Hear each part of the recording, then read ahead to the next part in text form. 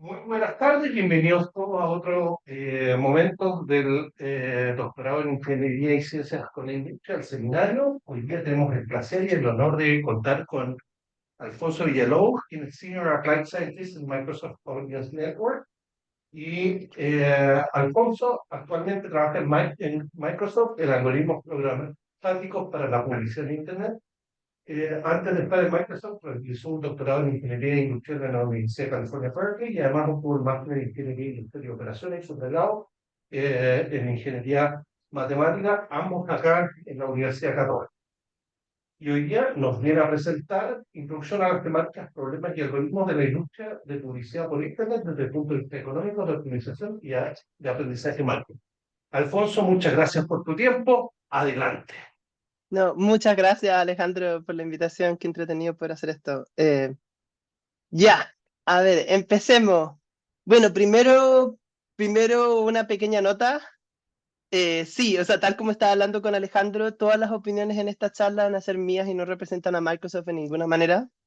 Y todos los algoritmos, problemas y tópicos que yo creo que van a ser muy entretenidos son basados en literatura, blogs, libros que pueda acceder cualquier persona. Eso es para evitar cualquier problema, ¿verdad? Em, a ver, un poco sobre la presentación. Bueno, Alejandro ya me hizo el favor de presentarme, pero tenía pequeña parte de presentaciones, solamente por el hecho porque también salí ingeniería industrial de la Católica, entonces quería comentarles un poco cómo había sido el trayecto. Va a haber un poquito de introducción a este mundo de apuestas en tiempo real, de real-time bidding y cómo funciona este ecosistema. Y de ahí lo que quiero hacer es que les quiero hablar de varios temas como para que te introduzcan un poco en qué es lo que se hace. No vamos a hablar de ninguno en demasiado detalle, pero mi idea es que después de esta charla digan, ya, ahora entiendo un poco de qué es lo que piensan estas personas que trabajan en esto. Ese es mi objetivo de eso. Y me dediqué también de ponerles algo con matemática para que pudiéramos justificar que es de ingeniería industrial también. ¿Verdad? Entonces... Vamos a hablar de subastas de primer y segundo precio, vamos a hablar de técnicas de apuestas, de pacing, y les voy a dar un ejemplo les quiero dar un ejemplo para que entiendan cómo a través de un problema de optimización tú puedes llegar a tener un algoritmo de apuestas en tiempo real. Les voy a hablar muy corto de cuál es el problema de estos precios de reserva que se ponen en los ads exchanges y también me dediqué, porque como les dije que iba a hacer un poco de economía, un poco de optimización y un poco de Machine Learning, les voy a hablar de dos problemas de Machine Learning. De hecho, el problema de predecir clic o conversiones y el problema de cómo hacer el match entre distintos avisos publicitarios a usuarios, que es un problema súper interesante. Bueno, partamos. Término muy corto, muchas gracias Alejandro, que ya me presentó. Solamente para comentarles un poco.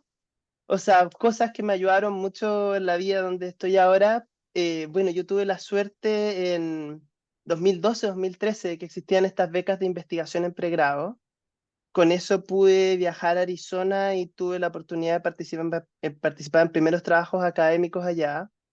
Hice el magíster en ciencia con el profesor Jorge Vera, que no sé si también es su profesor en el programa, y tuve una suerte muy grande de que mientras el profesor Jorge Vera era mi profesor guía, existía este programa MISTI, que todavía existe en la Católica, que son programas de colaboración con MIT, y tuve la suerte de que mientras esto sucedía, de ser ayudante de optimización avanzada del profesor Robert Freund, y después ir a visitarlo. Entonces, la verdad es que esto me ayudó muchísimo, porque en términos de cartas de recomendación para el doctorado, tuve la carta de recomendación del profesor de Arizona, el profesor de MIT y del profesor Jorge Vera. En, en temas del doctorado, bueno, mi profesor guía fue Paul Grigas, lo hice en optimización, machine learning y aplicaciones en publicidad por internet.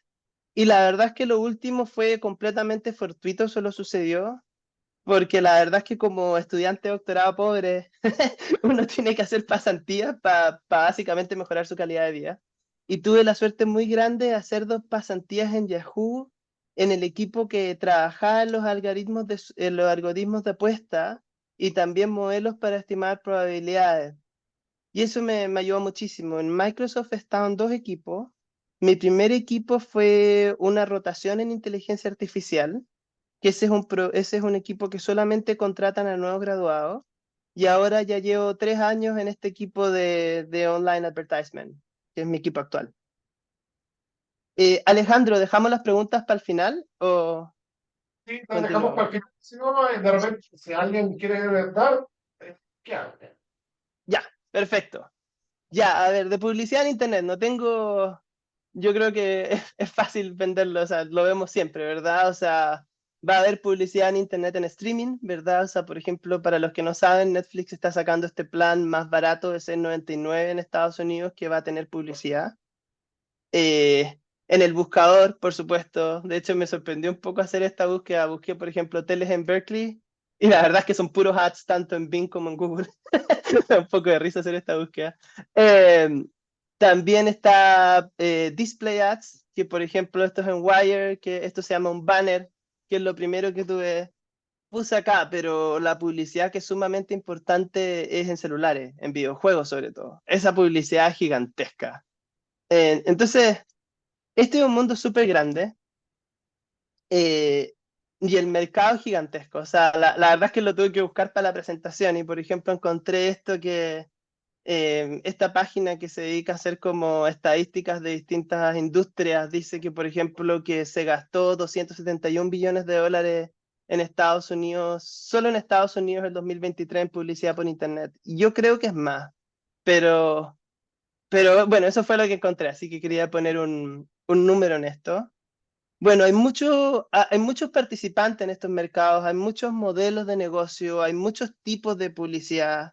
Por ejemplo, para darle el ejemplo, o sea, la publicidad de un streaming es video, ¿verdad? La publicidad acá, esto se llama ranking. Esto se llama ranking porque, por ejemplo, si tú muestras la primera posición, si vamos a la búsqueda en Google, la primera posición tiene una tasa de que la gente hace clic que es mayor que la segunda. Entonces la primera posición es más cara e importante que la segunda y la segunda es más importante que la tercera. Display Ads también funciona Ella, distinto, en general es mucho más rápido. ¿Mm? Oh. Entonces hay muchos tipos de publicidad. Y yo aquí les voy a hablar solamente de dos entidades en esta charla, porque hay muchas. Una de ellas se llama, la verdad es que no sé cómo traducirlo, Demand Side Platforms, que es como la plataforma de la demanda, supongo, que también podemos pensar que también puede ser solamente un advertiser muy sofisticado. Cuando pensamos en un advertiser muy sofisticado, me refiero a Uber, me refiero a Lyft, me refiero a compañías grandes. No, no es tu tienda, no es tu mercado de la esquina. Eh, y también la otra parte que vamos a hablar son del exchange, de como el mercado y cómo sucede en tiempo real y en particular este que va a tener que poner precios de reserva. Vamos a discutir ideas principales y saltar muchos detalles. Entonces, les quiero explicar un poco cómo funciona esto.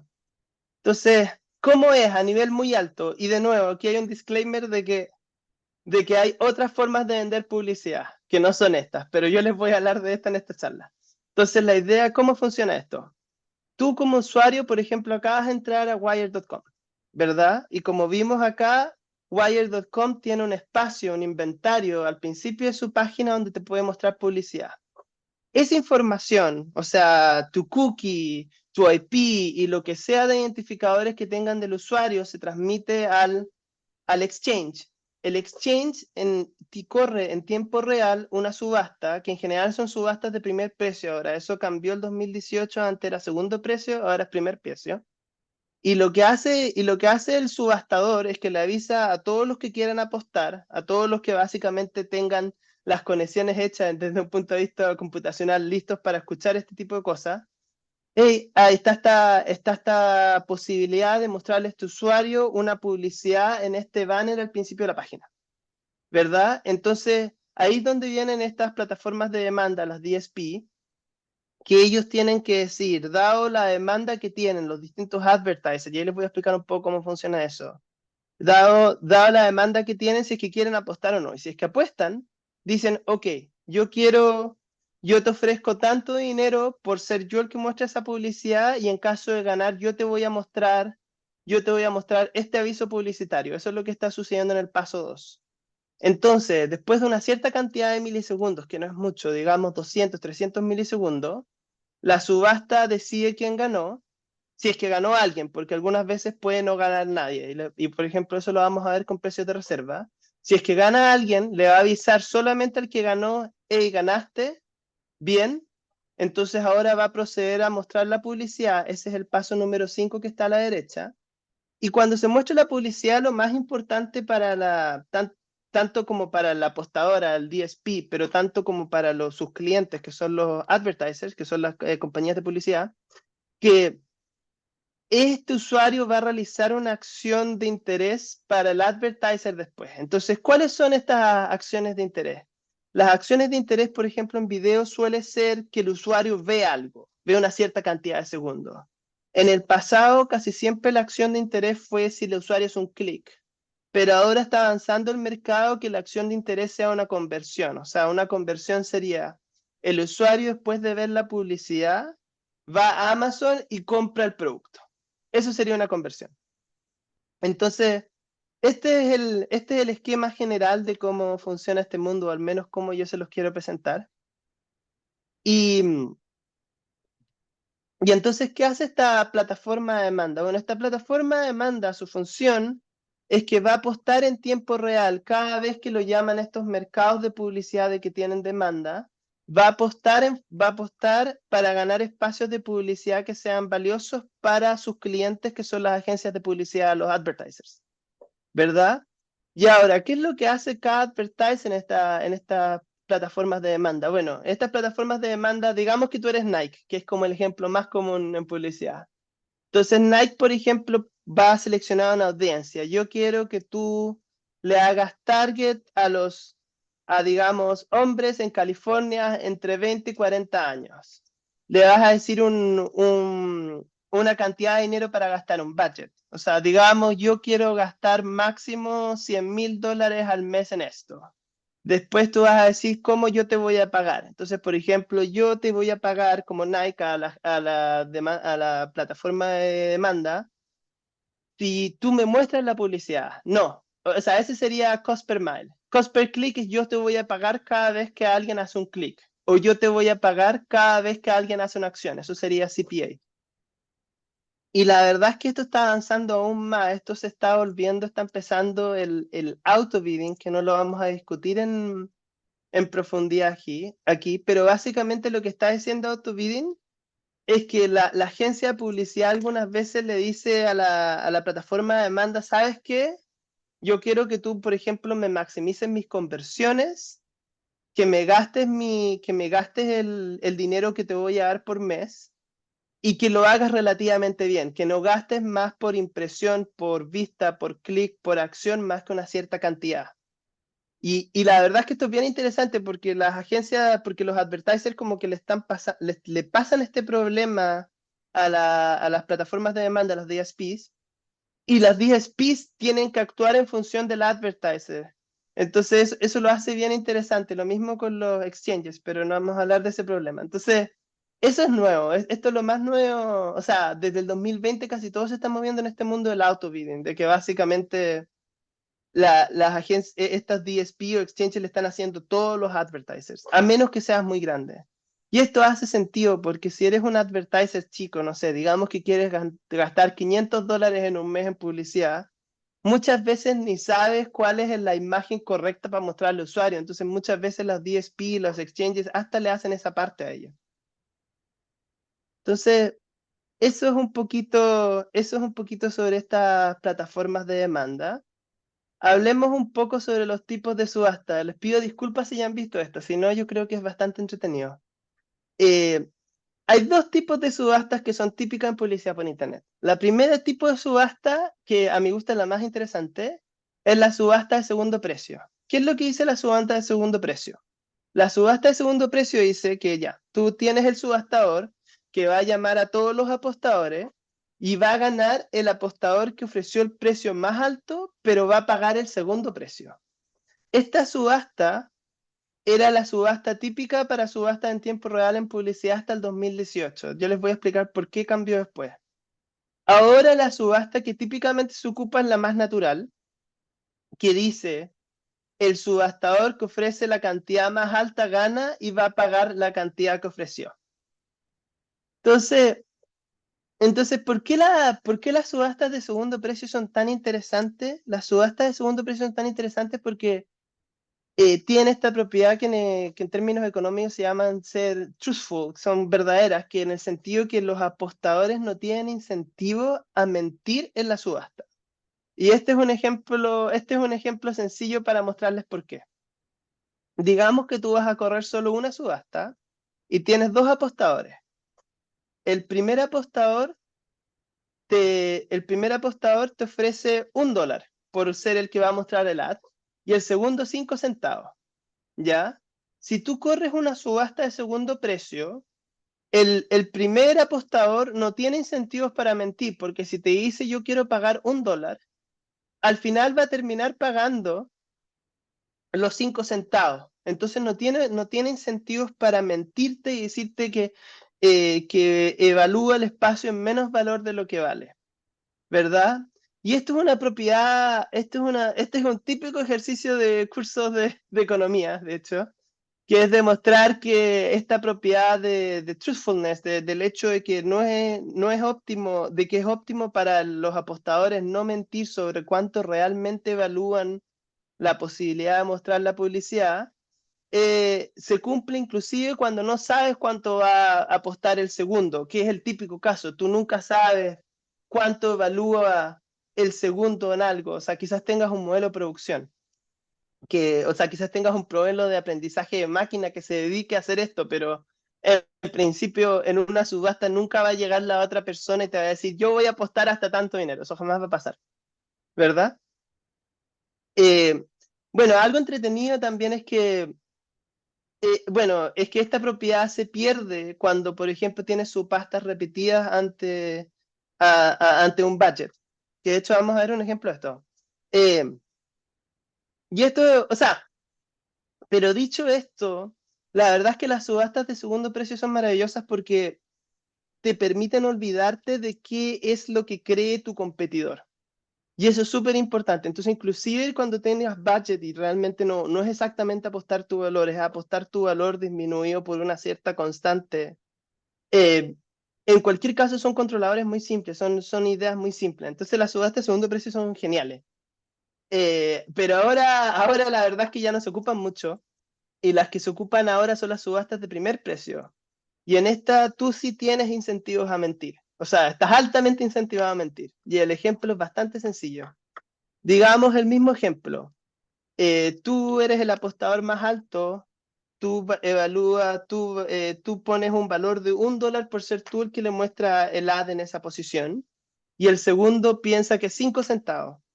El valor óptimo de cuánto tú deberías apostar, por supuesto que no es $1, porque si pagas $1 hay 95 centavos de diferencia entre lo mínimo que podrías haber pagado, que es 5, y lo máximo, y lo que tú ofreciste, lo que tú evalúas en realidad, tu verdadera evaluación es $1. Entonces, ¿cuánto deberías apostar tú? Bueno, tú deberías apostar 5 centavos más un poquitito tal que ganes, ¿verdad? Entonces, en las subastas de primer precio tienes un incentivo fuerte a mentir. Ahora, ¿por qué sucedió esto? ¿Por qué sucedió el cambio a subastas de primer precio? Bueno, esto es mi interpretación, pero también está en la literatura. Una de ellas es que empezó a suceder que se llama esto header bidding, de que, por ejemplo, el usuario en esa página que yo les mostré en Wire, cuando se vende su publicidad, no necesariamente se va a vender solo en una subasta, se puede vender en más de uno. Entonces eso genera un problema, porque básicamente digamos que tú como el subastador ofrece segundo precio. Y al ofrecer segundo precio, digamos que le convino mucho al primer apostador que tenía una evaluación muy alta porque el segundo no era tan alta. Entonces el primer subastador está feliz porque está salvando mucho dinero, está guardando dinero básicamente en ese delta entre lo que él pensaba que valía y el segundo. Pero ahora, si es que esta subasta va después, si este aviso publicitario va a una segunda subasta y en la otra apuesta hay alguien que lo evalúa más y termina siendo el valor mayor, tú vas a perder la subasta porque te cobraron muy poco porque el segundo era muy bajo. Entonces no hacen sentido las subastas de segundo precio si es que un aviso publicitario se puede vender en varias subastas se llaman un sistema cascada. Y la otra razón que yo la encuentro muy interesante es tu confianza en el sistema. Porque, porque la verdad es que tú como apostador, tú vas a la subasta, tiras tu bid, o sea, tiras tu cuánto estás dispuesto a pagar, y después te regresa el subastador y te dice, ya, tienes que pagar tanto. ¿Cómo yo sé si el subastador me está diciendo la verdad? ¿Verdad? Y ese es un problema súper grande en subastas de segundo precio. O sea, ¿cómo tienen los apostadores, cómo sabemos que no están mintiendo los mercados? ¿Verdad? Que hacen esta subasta. Entonces, esas son las dos principales razones por las que se hizo esta transición en el 2018 principalmente entre subastas de segundo precio y primer precio. Eh, ahora, ahora sí, un segundo. Claro, ahora algo que casi todos los lados, casi todo apostador grande que vas a tener, o sea, todas estas empresas gigantes que van a tener sin lugar a duda, de manera implícita o explícita, ellos siempre van a estar tratando de estimar cuánto es lo máximo que va a estar dispuesto a pagar el segundo más alto. Porque como dije, todo lo que tú pagues sobre el segundo es extra dinero que tú estás pagando. Entonces, es muy importante tener buenas estimaciones de eso, ya sea de manera explícita o implícita. Y, y bueno, y como de nuevo, en subastas de primer precio tú jamás tienes que apostar lo que tú crees que vale para ti algo. Tú siempre tienes que mentir. Y ese mentir se llama ocultar, se llama shading. Entonces, por ejemplo, es muy típico que básicamente que tipos de apuestas tú lo que quieres es encontrar un gamma como una variable de cuánto tú deberías ocultar el valor multiplicado por el valor. Entonces puedes tener distintos modelos que se dediquen a hacer eso. Esto era lo que, bueno, aquí hay algunas referencias, yo creo que podemos saltarla. No sé si hay alguna pregunta, si no podemos cambiar al segundo tema que les quería hablar. ¿Preguntas? ¿En la casa? ¿Cómo? No, ahí estoy preguntando en la casa si hay preguntas. No, dale Ah, nomás, Alfonso. ya. Ok, me di el gustito de ponerles esto porque ustedes son estudiantes de ingeniería industrial, así que dije, no, ¿cómo no les voy a poner un problema de optimización? Sería una maldad, ¿verdad? Entonces, ya, entonces ya hablamos los distintos modos de subasta. Lo que quiero ponerles ahora es cómo, cómo se piensa en tipos de algoritmo y voy a ponerles un algoritmo de juguete pero explica bastante bien cómo se piensa en este mundo. Entonces, de hecho, me gusta bastante el ejemplo. Ya, entonces, ¿cuál va a ser el ejemplo? Digamos, hagamos las cosas muy sencillas y digamos que eres una plataforma de demanda que tiene un solo cliente. Si quieres, puedes decir, eres solo el advertiser. Si hablamos, eres solo el advertiser. Y vamos a simplificar bastante las cosas y vamos a decir, digamos que tú tienes una cantidad que quieres gastar por día. Ese es el ejemplo, podemos cambiar esto si queremos, pero digamos que yo quiero gastar $1,000 por día y para hacer las cosas sencillas, digamos que me cuesta un centavo ganar una de estas subastas. Eso es para hacer sencillo el ejemplo. Y esta es la parte donde quería mostrarles para que sea entretenido. Digamos que tú esperas recibir 1 billón de oportunidades donde tú puedes subastar y participar en esta subasta. Y cada una de ellas, y cada subasta en la que tú participas va a ser independientemente uniforme 0,1 distribuido, ¿verdad? Entonces la pregunta en este ejemplo es, podemos derivar una política óptima de cómo debería apostar este DSP o el advertiser para maximizar su valor sujeto a no gastar más de lo que quiere gastar por día. ¿Ya? Entonces aquí vamos a aproximar el problema. No, no los quiero asustar tanto. Pensemos esto en valores medios, ¿verdad? En expectation. ¿Ya? Y lo que voy a hacer muy sencillo es ya, digamos, no compliquemos tanto las cosas, es verdad, el valor es una variable aleatoria que toma independiente, que es uniforme 0,1, pero digamos que vamos a aproximarlo y digamos que vas a recibir una subasta que vale 10 a la menos 9, la segunda vale 2 por 10 a las menos 9, hasta la última que va a tomar el valor de 1. ¿Ya? Entonces con esto nos sacamos la parábola aleatoria del problema y ahora vamos a tener un problema de allocation, que es como básicamente cómo escojo. Entonces, ¿cuál sería el problema? Y aquí voy a parar si hay cualquier pregunta. Entonces, pensemos este problema. Entonces, lo que yo quiero como apostador es que yo les dije, yo quiero maximizar mi valor. Entre paréntesis, yo nunca he hablado de cuáles son las medidas de cómo yo evalúo el valor, pero es un poquito independiente para esto. Si queremos, podemos pensar que es dinero, o si queremos, podemos pensar que es cantidad de nuevos usuarios, por probabilidad de que esto va a hacer que un nuevo usuario entre a mi página. Ustedes pueden decidir lo que quieran. Esto es solamente, esto es en términos generales. Entonces, tú quieres maximizar tu valor. Entonces, ¿cómo vas a hacer esto? Bueno, yo voy a hacer esto escogiendo en qué tipo de subastas yo quiero participar. ¿Ya? Y esto va a ser la variable XY, que va a decir básicamente si yo me quiero ganar esta subasta o no. ¿Ya? Entonces, esto es el valor, que es sumado por el billón de oportunidades en las que puedo participar, sujeto a no exceder mi budget de $1000 al día. Entonces, lo que yo estoy diciendo, XY de nuevo es la variable que yo puedo escoger si es que voy a participar o no participar en una subasta. Me cuesta 1 centavo participar, por eso está el 001. Y entre todas las que yo decido participar, yo voy a gastar $1000 a lo más. Entonces, al tiro uno sabe que tú no vas a participar tú vas a participar en 100.000 subastas, porque 1000 dividido por 001 te da 100.000. Entonces, tú sabes por esto que al tiro vas a participar en 100.000 subastas, pero la pregunta es en qué subasta vas a participar. ¿Ya? Y algo muy interesante aquí, y esto, no sé si ya vieron el curso de programación lineal, pero si lo vieron, esto debería gritarles al tiro lo que tienen que hacer. Ustedes tienen 1 billón de variables, pero tienen una sola restricción. O sea, porque en este caso estoy haciendo trampa y yo voy a decir que este hecho de que yo pueda alocar, para cada subasta yo escojo participar o no, bueno, de manera lineal, yo estoy diciendo que es parte del dominio. Entonces ustedes tienen 1 billón de variables, pero tienen una sola restricción.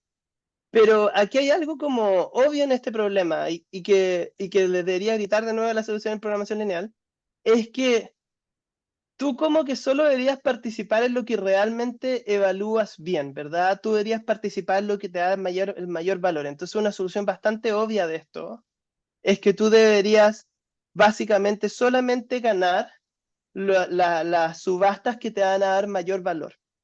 Y de hecho esa es la solución óptima del problema dual, pero no vamos a hablar por qué esa es la solución óptima del problema dual. Pero básicamente tú lo que necesitas es tú necesitas encontrar una sola variable. Y esta variable, bueno, se suele llamar lambda en el modelo en dualidad, que es básicamente lambda tu variable va a decir ¿cuánto yo ganaría en términos de valor si es que yo aumentara el presupuesto que tengo de $1000 a $1001? Eso hace la variable lambda. Entonces acá sucede algo bien entretenido, que no debería ser sorprendente si ustedes ya pasaron programación lineal, de que acabamos de cambiar un problema que literalmente le estaba diciendo cómo resuelvo 1 billón de variables a una. Les estoy diciendo, ustedes tienen que encontrar un valor. Este es el único valor que tienen que encontrar. Y la heurística, y esta heurística es óptima, de hecho, para resolver el problema, y la heurística va a ser muy sencilla. La heurística de cómo ustedes van a resolver si escogen apostar en una subasta o no, es muy sencilla. Es el valor en esta subasta, que bueno, yo les dije ahí que era I partido por el día de la 9, pero da lo mismo, podemos decir que una variable aleatoria. Si el valor de una subasta es mayor que este lambda multiplicado por 001, este 001 solamente porque esto está en centavos, o sea, estamos en dólares y eso era centavos, entonces tenemos que poner 001. Pero al final, si queremos, podemos cambiar eso si queremos. Entonces, para mí esto es bien entretenido y esto muestra un poco cómo son este tipo de algoritmos, porque pasamos de 1 billón de variables a una sola variable y ahora podemos escoger cómo funcionaría un controlador en tiempo real. Entonces, ¿cómo funcionaría? Digamos que tú partes con un cierto valor. De hecho, ni siquiera tienes que resolver el problema, si esto es maravilloso. Eh, tú partes con una sola variable y tú dices, ya, yo creo que lo máximo que estoy dispuesto a pagar es 0,75. Voy a poner un valor.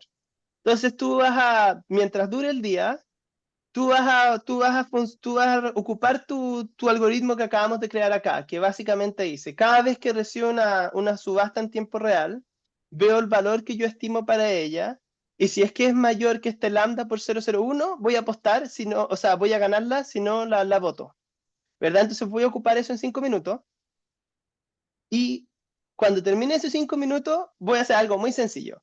Si es que si es que lo que yo he apostado es más de lo que yo pienso que debería apostar en esos 5 minutos durante el día, voy a subir este valor, porque cuando subo este valor, hace que menos de las subastas sean capaces de ganarle a este costo que yo estoy creando, este threshold, este lambda por 0,01. Entonces voy a ganar menos. Y por otro lado, si es que estoy gastando muy poco dinero, yo voy a aumentar, yo voy a bajar esta lambda, porque cuando bajo esta lambda, sucede lo contrario, van a haber más subastas que van a ser capaces de vencer a este threshold, ¿verdad? Y la verdad es que esto, o sea, no vamos a ver un problema de verdad de esto, pero esto no es muy lejos de cómo funcionan los controladores para subastas de segundo precio. O sea, ahí, bueno, ahí si quieren leer, les puse unos papers, pero básicamente esta es como la forma que se piensa un poco. O sea, esto es un poco cómo tú puedes pasar de un problema de optimización a este problema de cómo yo tengo que encontrar una variable a cómo yo puedo implementar algo en tiempo real, ¿verdad? Bueno, alguna referencia de esto, no, esto les prometo que es la parte más difícil de la charla, pero me dio el gustito de mostrárselo porque ustedes son estudiantes de ingeniería industrial. Eh, son, ¿Hay alguna duda sobre esta parte? Si no, podemos continuar. Ahí Alfonso, una preguntita, porque ese lambda corresponde a ese precio sombra y en realidad lo que tú deberías tratar de hacer es cuál es tu mínimo precio de reserva o, oye, o cuánto valor yo quiero asignarle a ese lead que me van a dar. Que si Exacto, al final lo que yo retorno de ese lead es menor a lo que me costó, salgo perdiendo. sí. No, tienes toda la razón. Por eso pensé cómo escribí este problema, porque en este problema en particular no dije maximizar el profit, dije maximizar solo el valor. Entonces siempre te va a convenir gastarlo. Pero si el problema fuera maximizar el profit, tienes toda la razón. Sí, no, no sé si entendí bien la pregunta, eso sí. Pero Pero, está súper claro. claro. Sí, aquí se trampa. Básicamente por el problema mismo, siempre te va a convenir gastar todo lo que te den, porque no le estás poniendo ningún costo a gastarlo. Si es que le pusiera un costo y lo moviera a la función objetivo, ahí tienes toda la razón. Va a llegar un punto en que no te va a convenir seguir gastando. Pero aquí siempre te va a convenir gastarlo, por la forma que escribe el problema. Solamente por eso. Sí. Em, Sí, no, sí, de hecho pensé cómo lo escribo y después dije, ya voy con esta forma, pero sí, depende un poco cómo lo escriba. Entonces, entonces hemos hablado de dos cosas, hemos hablado de tipos de subasta, hemos hablado de una intuición de cómo puedes generar un algoritmo de apuesta en tiempo real. Ahora, esta parte no vamos a ver como algoritmos, pero les quiero explicar cómo funcionan los precios de reserva. Entonces, ahora yo le estaba hablando del apostador, ahora les quiero hablar del subastador. Ya, entonces cuando tú hablas del subastador, el subastador lo que hace es que va a generar una subasta en la cual distintos participantes se pueden unir, distintos apostadores, ¿verdad? Entonces los problemas del subastador son bien económicos. Esta es la típica parte que trabajan doctorados en economía y en área de subasta. Es el típico hire de esta área. Porque básicamente lo que tú tienes que decidir es qué tipo de subasta quieres ocupar, que como he dicho, esto es subastas de primer precio hoy en día, y también el tipo de precios de reserva que vas a usar, y hay distintos tipos de precios de reserva. Aquí les voy a hablar de dos, pero me voy a enfocar solo en uno. Y la otra cosa que voy a hacer solamente porque es más entretenido, les voy a hablar de precios de reservas para segundo precio. ¿Ya? Entonces, a ver, párenme si no entienden una parte, pero básicamente, tú eres el mercado. Tú básicamente eres el dueño del espacio, o sea, digamos que tú eres el que eres dueño o te pasaron ese espacio al principio de la página de Wire, ese banner donde tú lo vas a vender, ¿verdad? Entonces, ¿cuánta ganancia tú vas a ganar como subastador? Si tú no pones si tú no pones ningún precio de reserva y tú corres una subasta de segundo precio y la subasta de segundo precio dice el que paga más alto lo gana y paga el segundo precio, lo que tú vas a ganar es el segundo precio. Entonces eso es lo que a ti te llega como ingreso si tú eres en la plataforma que corre la subasta. Ahora, si tú corres, sí, ahora este es el tipo de modelo más típico de, por lo menos en la literatura, de precio de reserva hard, que se llama el reserva duro, dice lo siguiente.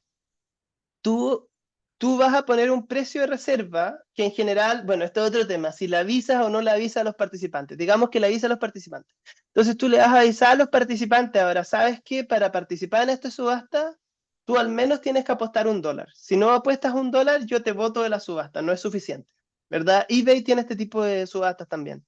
Entonces, entonces ahora lo que tú vas a ganar es básicamente el mínimo entre lo que hubiera sido el segundo precio y el precio de reserva, ¿verdad? Porque ahora cada participante al menos tiene que pagarte el precio de reserva. Lo que es malo de esto es que si tú pones un precio de reserva muy alto, puede que nadie esté dispuesto a pagar ese valor y simplemente nadie gane esta subasta y pierdas el espacio, porque la verdad es que no mostrar un aviso publicitario no tiene ningún costo para el subastador, eso tiene un costo cero básicamente y no lo puedes recuperar. Tienes esos 300 milisegundos para escoger si es que le vas a vender esta publicidad y si no la vendes, la página simplemente va a saltarse ese banner y te va a mostrar los artículos al principio. Entonces no hay ninguna ganancia si es que no lo vendiste. O sea, puede haber ganancia en términos de teoría de juego, que eso lo vamos a discutir un poco después, pero en términos inmediatos no hay ninguna. Y también está este tipo de reserva, bueno, la voy a comentar, que se llama los precios de reserva suave, que básicamente dicen, yo voy a poner un precio de reserva que va a funcionar un poquito como el primero, pero si es que nadie es capaz si nadie me ofrece una apuesta que es mayor que este precio de reserva, yo voy a cobrar lo que apostó el primero. Esa es la única diferencia, que es un poquito como hacer trampa, la verdad, este tipo de reserva. Pero yo me voy a enfocar un poquito más en la precio de reserva hard, el tipo duro, que dice esto, que esto es más o menos lo que se tienen que imaginar. Entonces, tú como mercado, tú vas a correr una subasta. Tú tienes, por ejemplo, vamos al gráfico de la izquierda, ¿verdad? En el gráfico de la izquierda tú tienes lo que apuesta el más alto, el precio de reserva y el segundo valor. Entonces, tú al poner este precio de reserva, tú como subastador estás ganando esta diferencia entre el precio de reserva y el segundo valor. Eso es la cantidad extra que tú estás ganando. Ahora, en el gráfico de la derecha mostramos qué pasa en un mal escenario. En un mal escenario, tú pones un precio de reserva que es mayor que el mayor valor, entonces nadie gana la subasta, ¿verdad? Y tú pierdes el segundo valor que hubiera sido lo que hubieras ganado si no hubieras puesto la subasta. Entonces, ¿cuándo son los precios de subastas muy importantes? La verdad es que hay un paper muy entretenido, o sea, más que muy entretenido, fue muy importante, fue en Yahoo el 2005-2006, que la verdad es que, por ejemplo, en el buscador hay términos que todos quieren. Cuando tú dices hoteles en una ciudad, hay muchos apostadores para eso. Pero, por ejemplo, digamos que tú tienes tu emprendimiento de algo muy particular. Platos de madera con Wi-Fi, que nadie más tiene ese emprendimiento en el mundo. Entonces, básicamente, el apostador, en este caso, este advertiser, aprende, ¿sabes qué? Puedo apostar un centavo porque no hay nadie más que yo en el mundo que le interese esto. Entonces, en ese caso, es realmente importante que haya un precio de reserva, porque ahí es donde ahí es donde es realmente importante para el subastador básicamente empezar a cobrar más, porque no hay demanda. Entonces, y la otra cosa de los precios de reserva que es muy interesante es que es una forma también del subastador de decirle a los apostadores apuesten más alto. Es como una forma de transmitir la información a ellos, quiero más dinero un poco, esto vale más. Eh, Y algo bien interesante que están haciendo los mercados ahora es que también se está ocupando los precios de reserva para enseñarles a los apostadores cuánto deberían apostar para ganar. Porque básicamente tú como subastador lo que tú quieres es maximizar la cantidad de dinero que ganas por subasta, ¿verdad? Entonces, aquí hay un juego que obviamente hay una pelea entre el apostador y el subastador. El apostador, por un lado, quiere ganar la subasta lo más barato posible, pero el subastador lo que quiere es que haya suficiente demanda y que suba el precio lo más posible. Entonces, a ti te conviene pasar la información a los que perdieron. A los que perdieron, a ti te conviene decirle, oye, ¿sabes qué? Si hubieras apostado esto, probablemente hubieras ganado. Entonces es otra forma, es bien interesante. Bueno, esto no es exactamente un precio de reserva, esto es más información que están pasando los subastadores, pero este tipo de juego se está haciendo. Y es bien interesante ese juego porque tú como apostador no sabes si creerle o no creerle lo que te dice el subastador, pero eso está pasando un poco en esto. Bueno, y aquí termino este tema del subastador. Bueno, sí, ese paper de Yahoo, bueno, es el primero. La gente que hace excelente trabajo en esta área, pero os voy a decir la verdad, es bien complicado leer sus trabajos, es Santiago Balseiro en la Universidad de Columbia y Vahab Mirokani en Google Research. Ellos son muy, muy fuertes en esta área, son muy interesantes sus trabajos, pero son bien complicados, no les voy a mentir. Cada vez que leo uno de sus trabajos, como que me preocupo de sentarme y dedicarme solo a leerlos porque no son fáciles de leer. Eh, A ver, yo creo que, ¿cómo estamos en tiempo? Si no les hablo muy rápido de esto. Dale 5 minutos, ¿sí? Ya, le voy a dar 5 minutos a esto. Les voy a hablar de dos problemas. Ya, entonces, ¿qué les prometí? Les prometí un poco hablar de cómo funciona la industria, cuáles son los tipos de subasta, cómo funcionan los algoritmos en tiempo real. Ahora saben un poco de precios de reserva. Ahora les quiero hablar muy corto de dos problemas de machine learning, de aprendizaje de máquina, que son típicos, ¿verdad? Entonces, el problema más típico, sin lugar a duda, en publicidad por Internet de Machine Learning es el problema de predecir clic conversiones. Ok, por supuesto, aquí me equivoqué, por supuesto que ads no, esa parte está extra. Estimar clics, conversiones o acciones, ¿verdad? ¿Y por qué es tan importante? Porque básicamente, digamos que tú eres el apostador, tú le quieres dar un buen servicio a tus clientes, que son tus advertisers, pero no es solo eso, sino que a mí me gustaría mostrar la publicidad al usuario que es más probable que es más probable que el usuario le haga clic o haga una acción. Eso es una mejor experiencia para el usuario porque, no sé, si te gustan los videojuegos, te gustan los computadores, te muestro una publicidad de un juego, por ejemplo, más entretenido que si te muestro una publicidad de algo que no te guste. Pero además porque, o sea, como hablé, muchas veces los apostadores les pagan por clic. Y eso es lo que le importa a las compañías de publicidad también. Entonces, este modelo es sumamente importante. Esto es central en todo sistema de online advertising. Van a tener que hacer esto.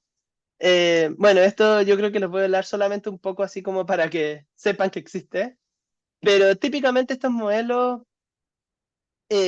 bueno, regresión logística, árboles, random forest, XGBoost, AdaBoost, pero la verdad es que también, bueno, esto la verdad es que es como, era lo más top hasta el 2020, ¿no? No sé qué ha pasado entre el 2020 y el 2024, pero también tienes muchos modelos de redes neuronales, por supuesto, existe, por ejemplo, están las máquinas de factorización que se llaman las arquitecturas amplias y profundas. También hay algunas con CNN, que son las que se ocupan en imágenes, transformers.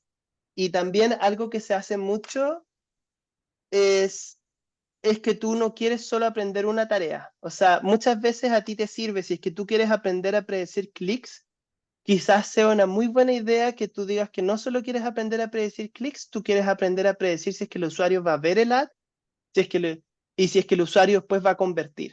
Y muchas veces entrenado en arquitectura que tiene tres funciones al mismo tiempo, esto se llama multitask, que es predecir varias cosas al mismo tiempo. Muchas veces predecir varias cosas al mismo tiempo te da mejor resultado para cada función separado. O sea, eso es muy común. Eh, entonces, ¿qué es lo típico que entra en estos modelos? Vas a tener features, columnas contextuales, ¿verdad? O sea, tienes la hora, el día, la ubicación, cómo es el espacio, el número de píxeles. Vas a tener características del usuario, que estas pueden ser cookie features y pueden ser cualquier información que tú tengas. Y también vas a tener características del aviso publicitario mismo. Entonces, yo creo que no, prefiero hablarles del segundo modelo, pero por ejemplo, tuve mucha suerte porque, por ejemplo, este fue uno de los tipos de modelos en los que trabajé en la primera pasantía que hice en Yahoo, que fue ocupar una máquina de factorización para predecir clics, ¿verdad? Y eso tuvimos la suerte de que mi mentor en ese minuto le gustaba publicar, así que lo terminamos publicando. Eh, ya, ese es un problema. El segundo problema que yo encuentro que es muy entretenido, o sea, lo encuentro mucho más entretenido que el primero, pero el primero es el típico problema. El segundo problema que es muy entretenido es cómo tú haces el match, cómo tú haces el link entre avisos publicitarios y usuarios.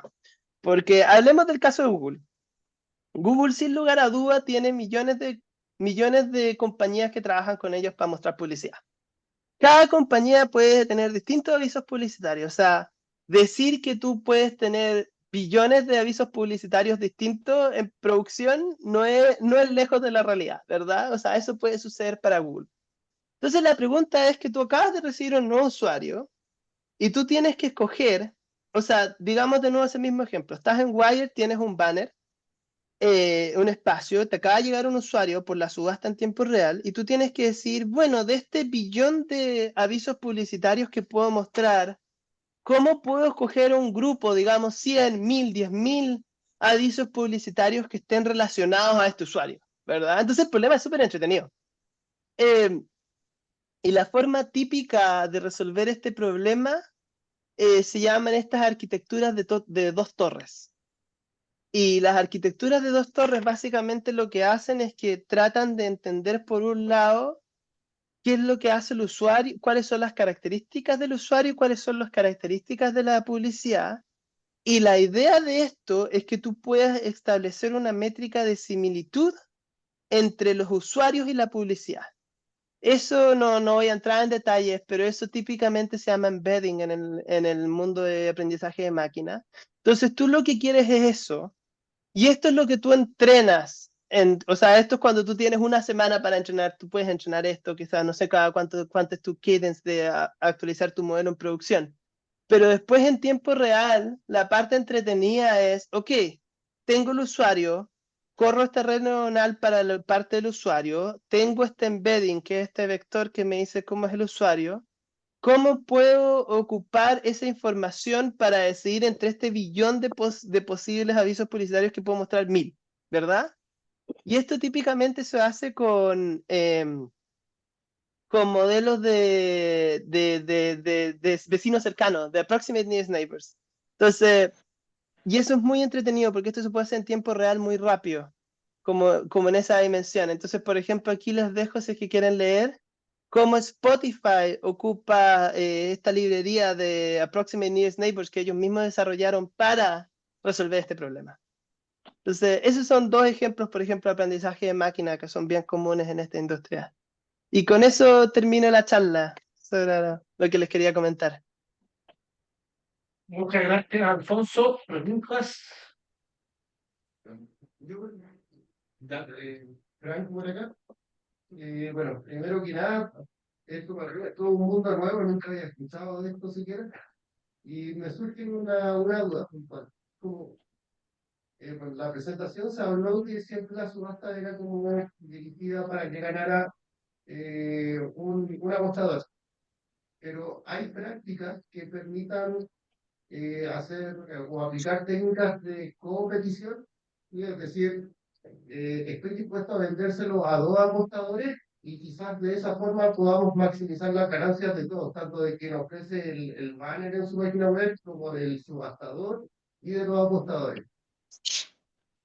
Ya, Ahí, a ver, ya, a ver, te respondo con una que sucede lo que tú dices. Por ejemplo, en el buscador en Google, o Bing, lo que quieras, tú no vendes un aviso publicitario a la vez, tú vendes posiciones. Esto se llama el ranking.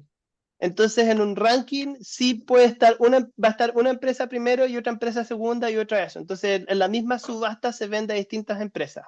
Entonces, por ejemplo, ese es un tipo de subasta en la que tú tienes distintas, básicamente, compañías que ganan, ¿verdad? Dicho eso, a ver, la segunda parte de la pregunta no sé cómo enfocarla. Es como si básicamente si los apostadores se pueden coludir un poquitito. ¿Es como eso? más que Oh, por un, es como, mira, tú vendes pantalones, yo vendo camisas, entre los dos quizás si ofrecemos, tú ofreces tu anuncio, yo ofrezco el mío, podemos maximizar en ventas cruzadas, digamos, a pesar de que somos de distintas compañías. em, Eso no es muy común. No es muy común porque básicamente si tú eres dueño de una página web, salvo que seas muy importante, digamos, yo creo que no sé si páginas web realmente importantes, pero prácticamente todo el mercado ocupa una plataforma que no son ellos mismos, ¿verdad? Salvo, o sea, Google ocupa su plataforma, Amazon ocupa su plataforma, Microsoft ocupa su plataforma, pero en general cualquier página que no sean esto, tú ocupas una plataforma para ayudarte. Entonces tú lo ofreces como que básicamente hay una forma, un contrato en computación que básicamente tú dices, yo tengo esta página y, por ejemplo, no sé, Google, otra compañía, va a decir, ok, en esta página podemos mostrar avisos en tales lados, me imagino que eso se funciona a través de una API, y así funciona. Entonces no es como que yo diga, oye, tú haces esto en mi página, yo hago esto en mi página, porque el mercado funciona más como en términos más grandes. Ahora, lo que sí hay en este mercado, y hay mucho, es que las mismas empresas cumplen distintas funciones. Por ejemplo, Google es la más grande en esto, sin lugar a dudas. Google, por ejemplo, es el mercado más grande. Bueno, por lo menos no en redes sociales, sin lugar a dudas el mercado más grande no en redes sociales, es de los apostadores más grandes y también cumplen un montón de funciones como por ejemplo algo que no les hablé que es un problema muy entretenido, es el problema de cómo determinar si dado que tú mostraste el ad, la persona terminó comprando el objeto. Google también es el más grande en ofrecer servicios de eso. Entonces, por ejemplo, Google tiene una integración vertical en esto en todo sentido.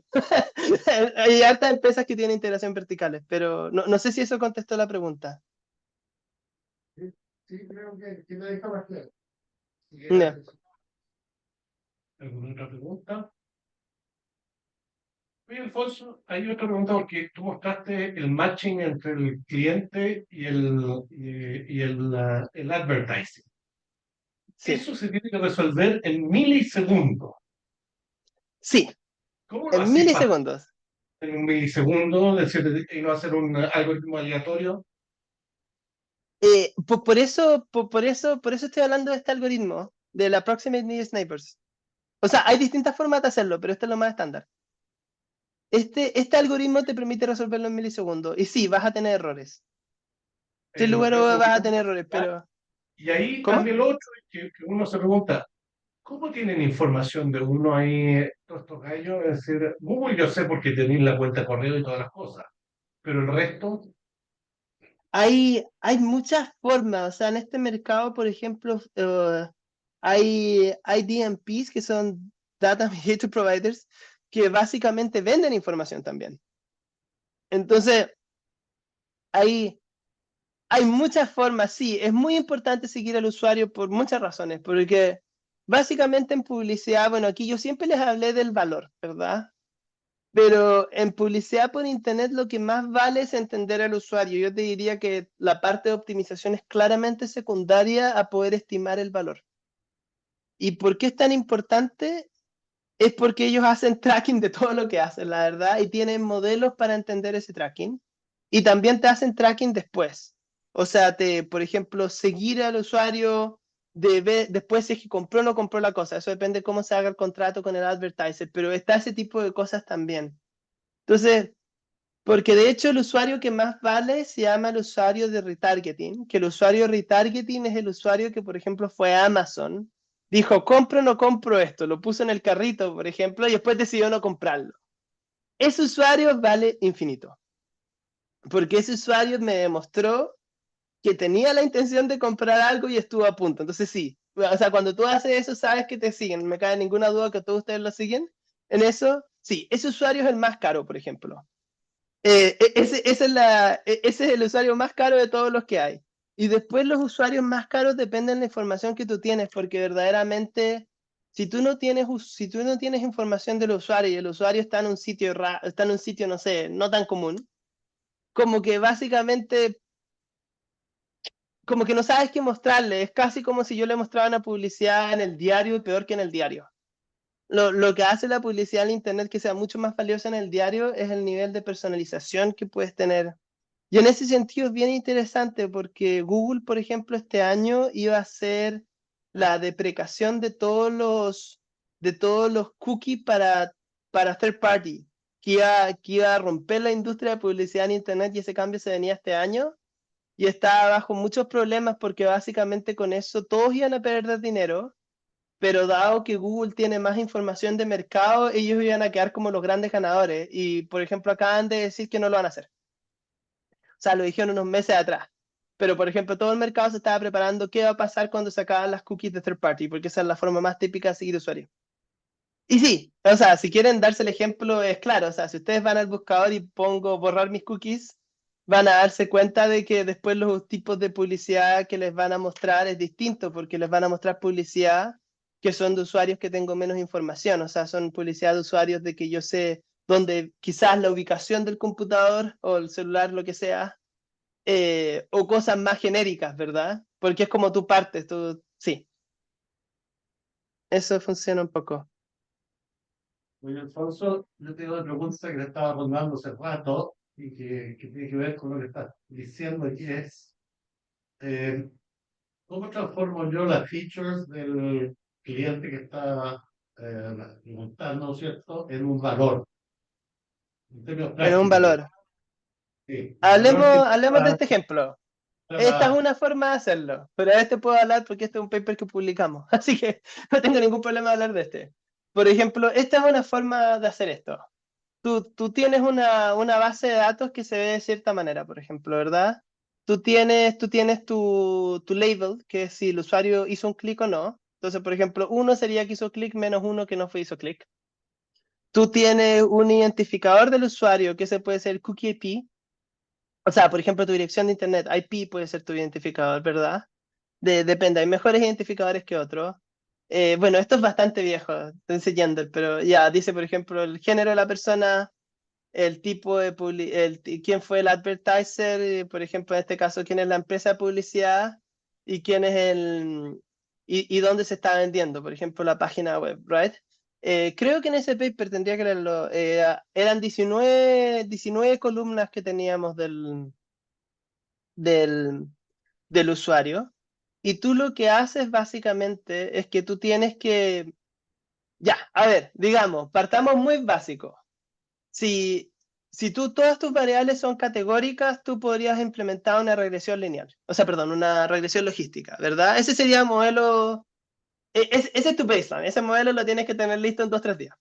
Después tienes que tener, después, por ejemplo, tú puedes tener árboles de decisión, ¿verdad? Que dado las features que tú tienes, van a tratar de generar features que mejor explican si es que el usuario va a hacer clic o no. Después, el modelo que ya son un poquito más modernos, pero estos siguen siendo un poco viejos, es que en estas variables categóricas, tú las transformas en vectores de baja dimensión que se llaman embeddings. Entonces, por ejemplo, yo voy a decir que el advertiser Nike, yo voy a entrenar una red neuronal y eso va a representar un vector de cierta dimensión. Y cómo ese vector de cierta dimensión se relaciona al publisher news.yahoo.com puede ser a través del producto punto entre los dos, entre el coseno entre las dos dimensiones, ¿verdad? Entonces tú puedes entrenar modelos de ese estilo. Ahora hay muchos detalles por ejemplo, el típico detalle que vas a tener al entrenarlo es que, por ejemplo, si estás hablando de display, tú vas a tener un clic cada 1000 rows o 100 rows, no sé, pero es muy poco los clics, ¿verdad? Entonces, por ejemplo, ¿cómo entrenas un modelo que se llaman balance? Porque tienes un positivo cada 1000 negativos, algo de ese estilo. Entonces vas a tener ese tipo de problemas, pero esa es como la forma más típica y después si como es un problema binario, o sea, tú al sí, final, más sí, allá del modelo que tú se está predecir, mi pregunta era, ¿qué tomas como valor? La probabilidad de clic, por ejemplo, hay un modelo, una regresión logística, y es la probabilidad de clic. sí, Eso es el valor. claro, o sea, depende qué quieras hacer. Por ejemplo, ¿cuál es la probabilidad de clic dado que el usuario ha visto mi ad? O ¿cuál es la probabilidad de clic dado que el usuario, yo le mostré la publicidad? Porque es Es distinto, porque. cómo Ujú. compara esa probabilidad de clic con valores monetarios, que es tu budget. No, es que esta es la parte más machine learning. O sea, esto lo puedes evaluar más como cómo está funcionando el modelo de por sí. Ya hay métricas de eso. Por ejemplo, la más típica para problemas de predicción de variable binaria sería el área baja la curva, ¿verdad? Esa es la típica métrica que ocuparías para clasificar este modelo. Después tú puedes ver, pero esto te puede generar un montón de problemas. Después tú puedes ver cómo ese modelo te afecta a las ganancias en el sistema. Pero ahí puede generar un poco de problemas, porque ¿qué tal si tu modelo en verdad es mejor, pero tu sistema es malo y terminas perdiendo dinero, pero el modelo era mejor? Entonces ahí como que ya, como que tienes que seguir si es que quieres que tus modelos de aprendizaje de máquinas se evalúen en dinero o no. Como que eso ya es un problema de la compañía y no, no te voy a decir cómo resolverlo. Pero básicamente eso tú tienes que decidir cómo hablarlos. Pero si es un modelo Machine Learning, por ejemplo, UC, coeficiente de Gini, hay otro tipo de cosas que puedes ocupar. Pero UC es lo más típico, Pero el yo área bajo la encuentro curva. que la conversión final, porque tú dijiste las distintas medidas que hay, tú estás yendo más a la conversión final, porque el funnel, Sí, tú tienes el clic, pero el de repente no continúa y todo. claro, Porque lo más cercano es la conversión, el gallo compró, y sí. ahí está el valor. Sí. Ahí sí. Pero ¿cómo lo haces si estás midiendo clics? No, no, no, Yo porque quiero los saber clics. cuánto hago de PIB. Yo necesito Ok. apostar dólares, no necesito apostar probabilidad de nada. Ok, es que, ya, ok, es que yo estoy presentando esto de manera sencilla, pero esto es bastante complicado, ¿verdad? O sea, esto es todo un canal de distintos modelos que se acoplan uno tras de otro. Típicamente si hablamos puramente de clic, lo que tú quieres es que al momento de poner una publicidad, ya, hablemos de clics, tenemos que hablar qué tipo de modelo de negocio vamos a seguir. Digamos que el tipo de negocio que yo quiero seguir es que yo soy el apostador y mis clientes, los avisas de las cadenas de publicidad, me van a pagar solo si reciben un clic, ¿verdad? Entonces, el dinero que yo voy a recibir es una cantidad que es cuánto están dispuestos a pagarme por clics. Esa cantidad que están dispuestos a pagarme por clics me los puede decir la cadena de publicidad. O sea, la cadena de publicidad me puede decir, oye, yo te voy a pagar $1 por cada clic que yo reciba. O en el modelo de auto-bidding, tú mismo como apostador, tú creas ese valor para las cadenas. Y eso tiene modelos de optimización y un montón de cosas metidas. Entonces, el valor que yo tengo una vez que yo pongo la publicidad es cuánto el usuario, cuánto digamos, Nike me pagaría por un clic multiplicado por la probabilidad, o sea, tu valor esperado sería cuánto me va a pagar Nike por un clic multiplicado por la probabilidad que yo espero de que el usuario haga clic en este aviso de Nike. Entonces, ese sería mi valor esperado de ganancia y básicamente lo que tú pierdes es lo que tú le pagaste al mercado en caso de ganar, porque tú en general nunca pagas si tú pierdes. Eh, sí, Ahí estamos un poco pasaditos en el tiempo, así que Adolfo, y no queremos ahí tenerte, tú ya nos diste mucho tiempo. Oye, agradecer ahí, Adolfo, muchas gracias por tu tiempo, agradecer a todos ahí, y nuevamente ahí, gracias, Adolfo, y nos vemos ya no la próxima semana, sino la siguiente. Así que 1 millón de gracias, adiós. chao. Gusto. Oye, te pasaste, Adolfo, 1 millón de gracias. Nada.